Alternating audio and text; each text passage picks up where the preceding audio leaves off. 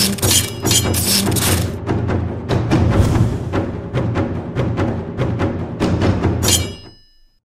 guys, welcome to a new episode. On this episode I want to talk about trash and just how annoying it is to get rid of trash in Japan. Alright, so once again I came to Japan in 2010 and I can't cook, right? So every day I'm going out, I'm eating out, and you know, if you eat out all the time and you're eating snacks, come home, munching, watching TV, playing games, etc., you notice that you get a pile of trash. You know, it's normal. You know, trash just happens. Well, in Japan, you can't just throw out all your trash in the same bag. You know, in America, I'm so used to just throwing everything in there, and then, you know, they'll take care of it over there. Call me lazy. I know it's bad. You should recycle, but I didn't.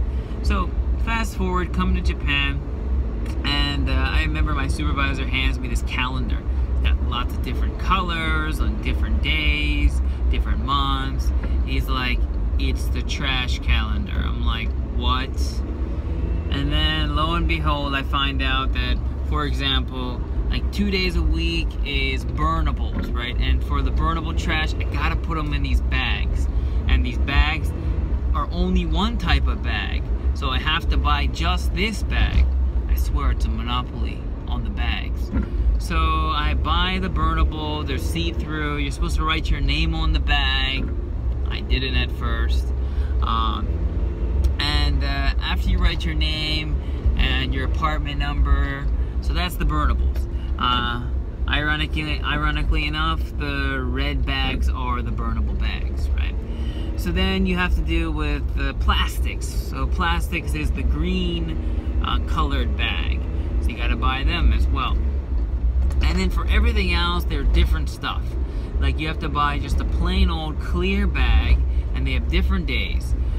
Like once a month they have can days. Once a month they have bottles. They have maybe big furniture day. Not very often, once every few months for that one. There's also one for electronic goods or wires, or you name it. So it was very, very challenging. And I'll be honest with you, I had no idea what was going on.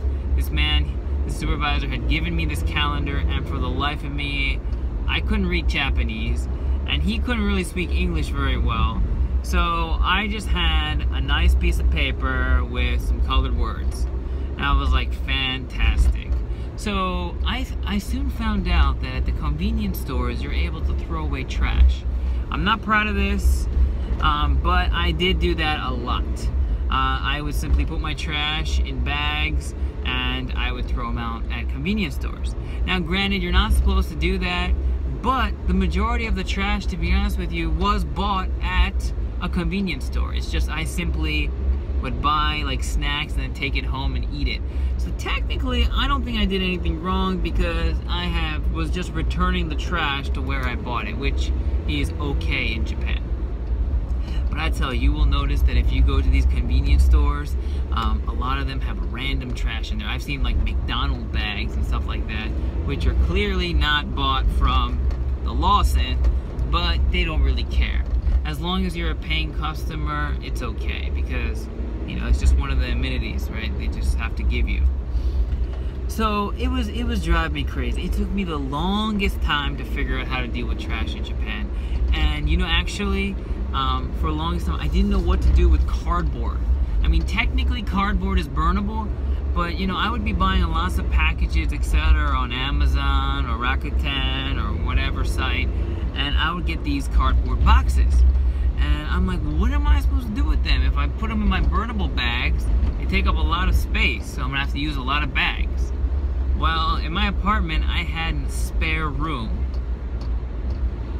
Yeah, you guessed it. That spare room became my trash room. So what I would do is I literally would just buy packages, get trash, and I would just throw it all in my extra room. When it was time to move out of my apartment, I kid you not, you open that door and there was cardboard and trash to the ceiling. There was no like edible foods or anything like that, so there was nothing rotting, but it was just a pile of crap. And it took me about a week, like every day, 5-6 hours, cleaning it, disposing of it, finally cleaning out that room. Now luckily at the time I finally found out that actually along the roads in like the rural countryside of Japan, there's cardboard deposits, so you can throw away your cardboard, and that helped me a lot. Cut down on a lot of my empty boxes, etc. I finally got the hang of like supermarkets. You can get rid of what do you call those things, like the milk jug containers. You can get rid of like plastic bottles like this, you know, you name it, and like trays and stuff like that. So now obviously I got the hang of it. I know where to go, where to throw everything out, and it does feel nice to know that I am kind of helping the environment. But I tell you, at first it was a pain in the ass. So I know where you're coming from if you come here and you're wondering, what am I supposed to do with all this trash? I'm here to tell you that there's definitely you know, light at the end of the tunnel. If you have any questions, problems about how can I get rid of this trash, you know, just comment down below and I'll be more than happy to help you out. I can research, see basically the city you live in, where the closest you know, trash deposit, etc. is, recycle center, you name it. But if you have any questions about this video, any of my other videos, or anything about Japan, really, you know, I've been here for 6 years. Chances are I know it, I've done it, or I know someone who has done it. So just, you know, comment down below and I will get back to you as soon as I can. Alright guys, thanks for watching another episode. I really appreciate it. Have a good one. Bye.